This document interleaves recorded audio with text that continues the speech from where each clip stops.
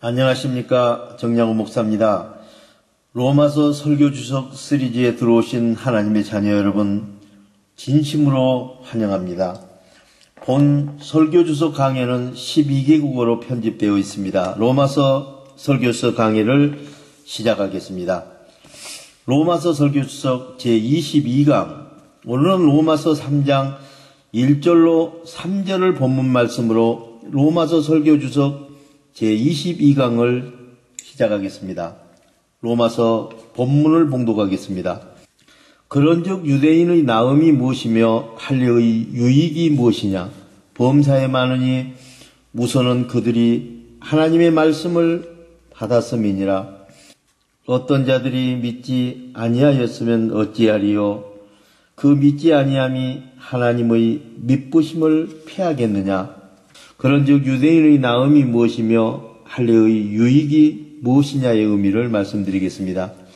사랑하는 형제 자매 여러분, 그리스도인의 나음이 무엇이며 세례의 유익이 무엇입니까? 사도는 물세례 자체가 그리스도인에게 가져다 주는 것은 아무것도 없다는 것을 논증하면서도 하나님께서 성령 세례라는 표징을 통해 그리스도인을 인치시는 것이기 때문에 비그리스도인과 그리스도인 간에는 차이가 있다고 설명하고 있습니다. 그러므로 생각하라. 너희는 그때의 행동으로는 비그리스도인이요 물로 종교 의식을 행한 세례를 받은 무리라 칭하는 자들로부터 세례를 받지 않는 무리라 칭함을 받는 자들이라. 그때 너희는 그리스도의 밖에 있었고 하나님 나라 밖의 사람이라.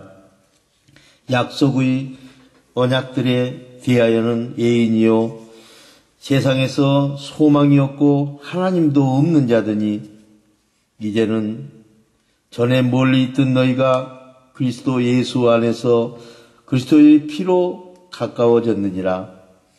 그는 우리의 합형이신지라 둘로 하나를 만드사 원수된 것 곧 중간에 막힌 담을 자기 육체로 하시고 법 조문으로 된 계명의 성경의 법을 폐하셨으니 이는 이 둘로 자기 안에서 한 새 사람을 지어 합형하게 하시고 또 십자가로 이 둘을 한 몸으로 하나님과 화목하게 하려 하심이라.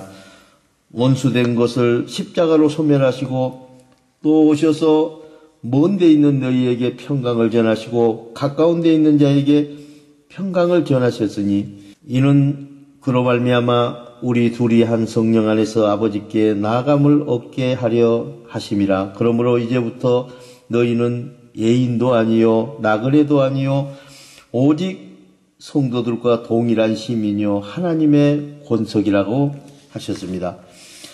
그리스도의 백성됨이란 눈에 보이는 유산의 문제가 아니라 하나님과 교제의 문제이며 참된 세례는 성경의 법에 의한 몸의 문제가 아니라 마음 환경 안에서 성령의 생각과 행동의 문제인 것입니다. 믿지 아니하는 무세례자가 성령의 법을 잘 지키면 세례를 받고 믿는 그리스도인들을 판단하고 정죄할 것이라고 하였습니다. 그럼 그리스도인들이 나음이 무엇이며 세례의 유익이 무엇입니까? 이에 대하여 범사에 많다고 대답합니다. 그러나 성경의 법이 우리를 정죄한다고 하는 것이 사실이기 때문에 그 성경의 법은 우리 희망의 토대가 되지 못하는 것입니다.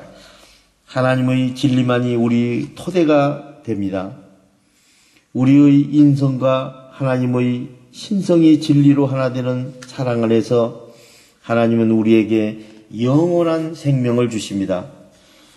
우리를 정죄하는 성경의 법이 아니라 예수 그리스도의 이름 성령의 생각을 믿는 믿음을 따라 성령의 법에 의하여 정의로운 행동의 열매를 맺는 구원에 이르게 되는 것입니다. 우리는 우리의 열심을 대가로 구원을 얻는 것이 아니며 죽은 행동 가운데서 진리로 살리시는 아버지께서 우리에게 선물로 주시는 구원을 받아들일 뿐인 것입니다. 범사에 많으니 우선은 그들이 하나님의 말씀을 맡았음이라의 의미를 말씀드리겠습니다. 사랑하는 형제 자매 여러분, 모든 면에서 많으니 그리스도인들에게 하나님의 말씀이 맡겨졌습니다.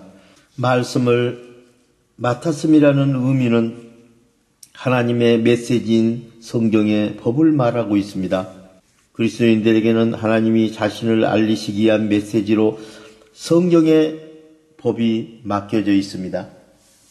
그리스도인들이 가진 특권 중에서 가장 대표적으로 중요한 것은 하나님의 메시지가 되는 성경의 법을 가지고 있다는 사실입니다. 유대인들은 지금 세례에 해당하는 할례와 결부된 하나님의 약속을 믿었고 그 성취를 기다렸기 때문에 유대인들에게 할례는 가치가 있는 것처럼 비그리스도인들에게는 하나님이 그러한 약속을 주시지 않았고 때가 차서 하나님의 은혜로 그리스도인들과 비그리스도인들을 차별하지 않고 동일한 이치에 두시기를 기뻐하신 것은 순전히 하나님의 긍휼인 것입니다. 그러나 그리스도인들에게는 하나님이 스스로를 나타내신 것은 약속에 대한 신실하심 때문이었습니다.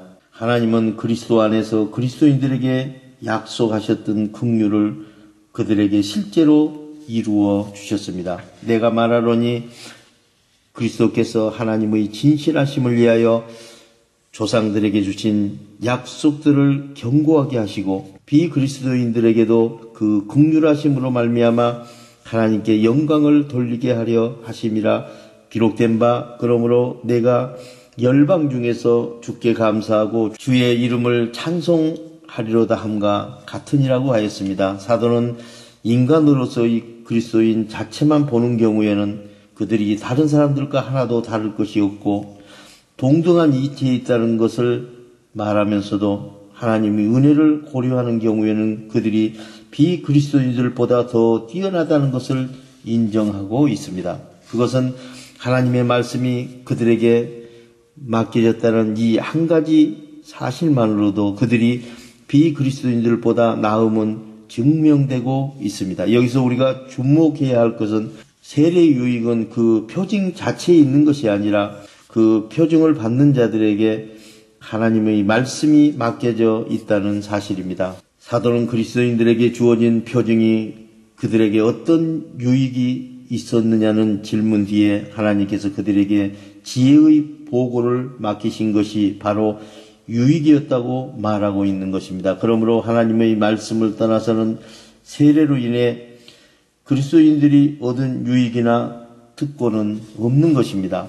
하나님의 말씀은 하나님에 의해서 처음에는 아브라함과 그 자손에게 계시되었고 나중에는 성경의 법과 선지자들에 의해 주어진 언약입니다. 하나님께서 그리스도인들에게 말씀을 맡기신 것은 먼저 그들 가운데서 영광을 나타내셔서 그들로 하여금 말씀을 보존하게 하시고 다음으로는 그들을 청지기로 사용하셔서 온 세상에 말씀을 전하시기 위한 것입니다. 그러므로 그리스도인들은 먼저 말씀을 맡은 자들이었고 다음으로는 말씀을 나누어주는 자들로 삼으셨습니다. 하나님이 이렇게 그리스도인들을 은혜로 택하셔서 그들에게 자신의 말씀을 주신 것이 이루 말할 수 없는 큰 유익이었다면 그렇게 주어진 하나님의 말씀에 대하여 그리스도인들에게는 성경에 있는 글자 그대로 적용하고 성령의 마음 환경과 참 생각과 정의로운 행동은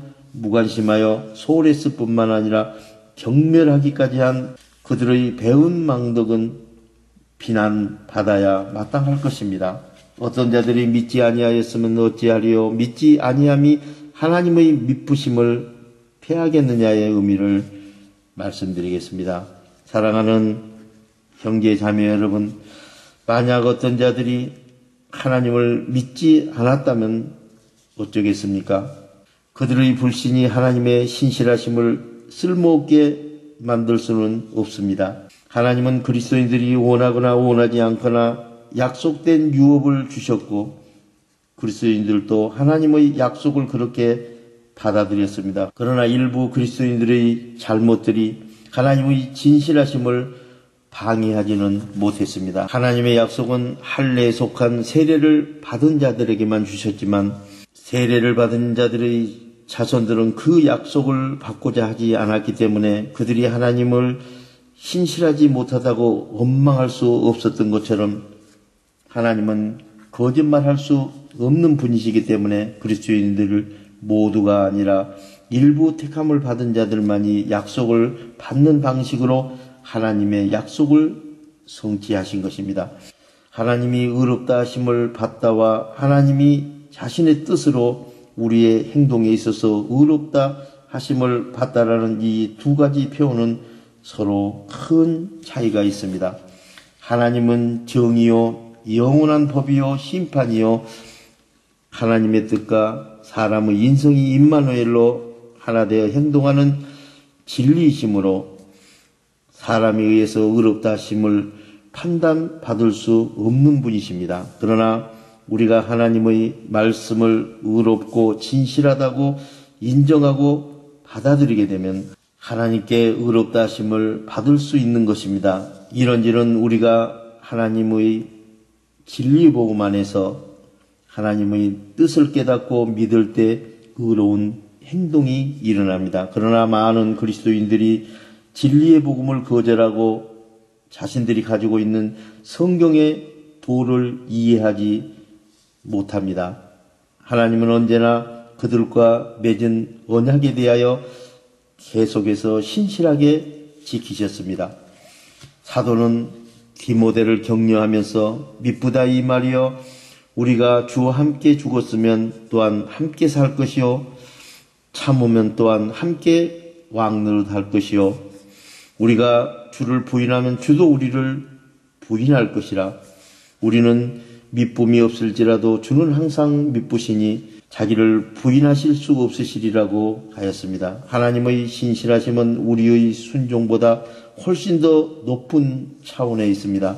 하나님의 신실하심을 우리의 믿음이나 순종의 질에 좌우되게 셈하는 것은 무익한 일입니다. 이 땅의 삶에서 우리가 그리스도를 따르는 경험은 늘 믿음과 믿음 없음이 뒤섞여 있었습니다. 공동체들은 진리의 복음과 하나님의 사랑이 공동체의 중심 안에 있을 때 그 공동체를 영적으로 성장시키셨습니다. 공동체 안에는 하나님의 뜻을 믿는 믿음이 없는 이들도 있지만 하나님은 언제나 신실하셨습니다. 우리는 우리가 하나님의 뜻을 받아서 그 뜻을 믿고 행동하는 출발이 하나님의 사랑과 진리 안에서 시작한다는 것을 항상 잊어서는 안 됩니다. 우리가 아직 죄인이었을 때 그리스도께서 우리를 위하여 죽으심으로 하나님께서 우리에 대한 자기의 사랑을 확증시키셨습니다. 하나님께서 신실하신 한 우리가 신실하지 못한 삶에 있어서도 하나님의 진리 안으로 들어갈 희망이 남아있는 것입니다. 만약 유대인들의 일부가 하나님의 언약을 어기고 발로 짓밟고 있다 할지라도 그 언약은 효력을 유지하고 능력을 나타내는 것입니다. 그러므로 영원한 구원을 주시고자 하는 하나님의 구원의 은혜와 축복은 여전히 그들 가운데서 유효한 것입니다. 하나님과 맺어진 언약은 하나님의 평강 안에서 참 생각을 믿고 그 믿음으로 행동하는 진리 안에 들어갈 때 우리와의 약속이 효력을 발생하게 되는 것입니다. 본 설교 주석은 유튜브와 카카오 스토리와 네이버에서 정량호 목사를 치고 들어가서 보실 수 있으며 홈페이지 www.abc4.org에서도 보실 수 있습니다. 본 설교의 원고가 필요하신 선교사님께서는 이메일 qw4400@네이버닷컴으로 신청하시면 12개 국어 설교주소 공고를 보내드리겠습니다. 우리 모두 마음의 평강을 소유하고 성령의 생각으로 하나님의 진리 안에서 행동하는 하나님의 자녀 신분을 회복하시기를 우리 주 예수 그리스도 이름으로 축원합니다. 대단히 감사합니다.